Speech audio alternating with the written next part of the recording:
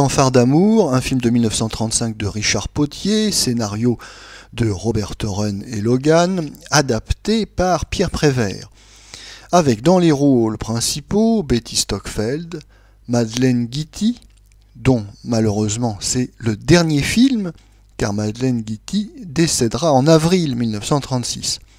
Également nous retrouvons Gaby Basset, la première femme de Jean Gabin, et dans un petit rôle, Ginette Leclerc. Pour la distribution masculine, nous retrouvons Fernand Gravet, Julien Carrette, Jacques Louvigny et Pierre Larquet. Le sujet, deux musiciens, Fernand Gravet et Julien Carrette, sont réduits au chômage.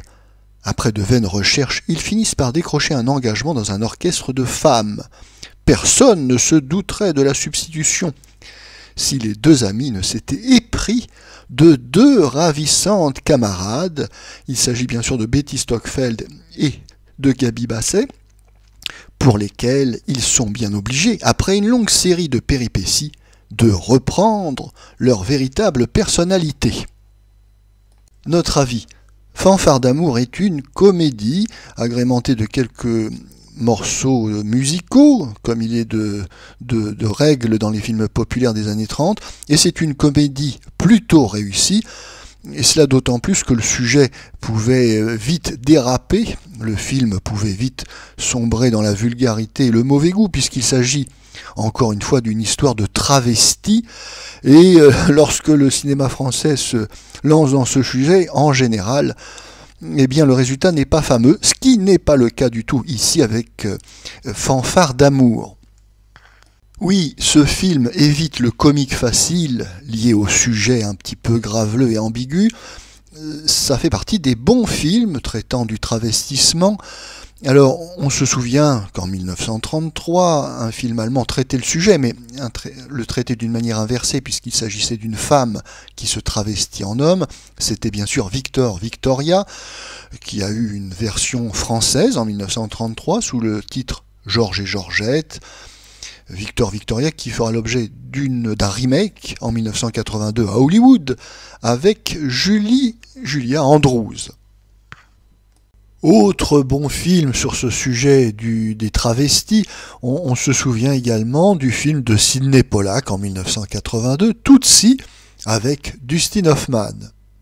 Et comme le thème du travestissement est souvent gage de succès comique, populaire et de réussite commerciale, on ne s'étonnera pas que Fanfare d'amour ait lui aussi fait l'objet de diverses reprises, alors en 1951 par le cinéma allemand, puis surtout en 1959 à Hollywood, c'est le fameux film de Billy Wilder, Certains l'aiment chaud, avec Marilyn Monroe et Tony Curtis.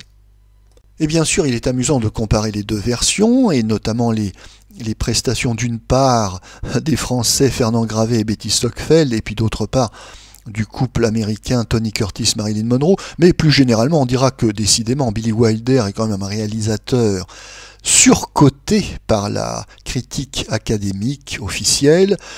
Oui, on s'extasie toujours du côté pétillant de ces comédies légères, et d'une manière générale, oui, de la comédie américaine, mais il faut bien savoir qu'en réalité, le cinéma américain déteste traiter des sujets inédits et a pour habitude de reprendre des œuvres qui ont connu le succès ailleurs, alors au théâtre, par un succès de librairie, ou bien, comme c'est le cas ici, par un succès cinématographique. Quoi qu'il en soit, Fanfare d'amour peut soutenir la comparaison avec Certains l'aiment chaud, surtout dans sa première partie qui est légère, pétillante et assez ironique à bien des égards.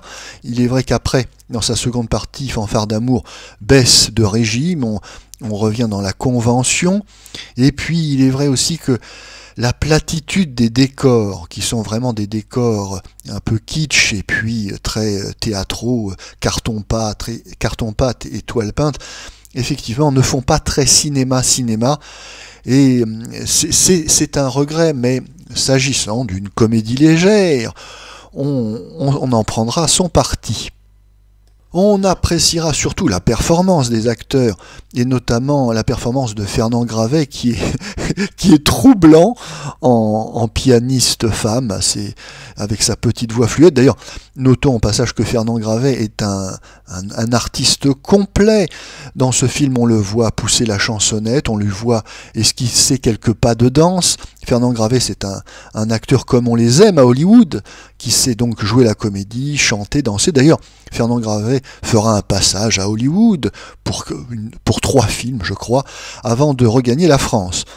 On a également le plaisir de trouver Betty Stockfeld, la plus française des Australiennes, et puis nous avons également d'excellentes interprétations comiques de la part de Louvigny et de Pierre Larquet. Sans compter la participation au film de Madeleine Guity, qui est excellente en femme forte, au sens propre comme au sens figuré, et donc, comme je le disais, qui malheureusement ici participe à son dernier film. On prendra donc un vif plaisir à rire aux péripéties de ce couple travesti dans Fanfare d'amour, film qui est certainement un des plus réussis du réalisateur Richard Potier.